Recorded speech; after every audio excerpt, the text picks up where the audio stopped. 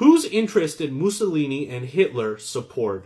In both Italy in the 1920s and Germany in the 1930s, old industrial evils, thought to have passed permanently into history, reemerged as the conditions of labor deteriorated precipitously.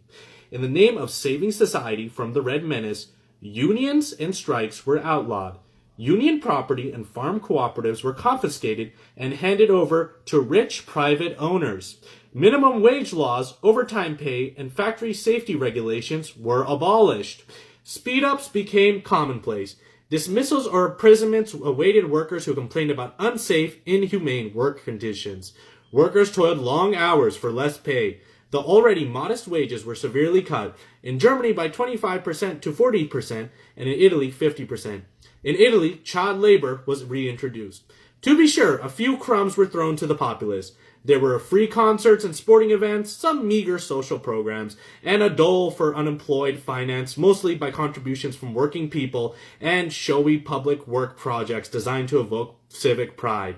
But Mussolini and Hitler showed their gratitude to big business patrons by privatizing many perfectly solvent state-owned steel mills, power plants, banks, and steamship companies.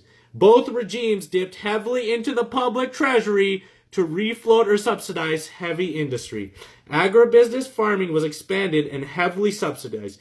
Both states guaranteed a return on capital invested by giant corporations, while assuming most of the risks and losses on investments.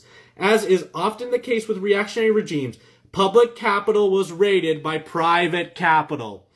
The result of all this? In Italy, in the 1930s, the economy was gripped by a recession, a staggering public debt, and widespread corruption. But industrial profits rose, and armament factories busily rolled out weapons in preparation for the war to come.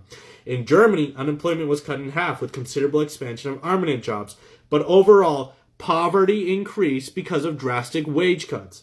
And in 1935 to 1943, industrial profits increased substantially, while the net income of corporate leaders climbed 46%.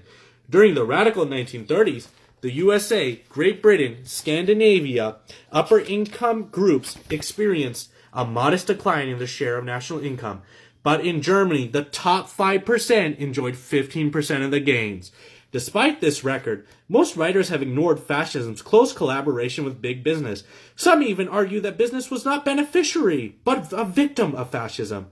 Angelo Codevilla, a Hoover Institute conservative, blithely announced, "Fascism means anything, it means government ownership and control of business." Thus, fascism is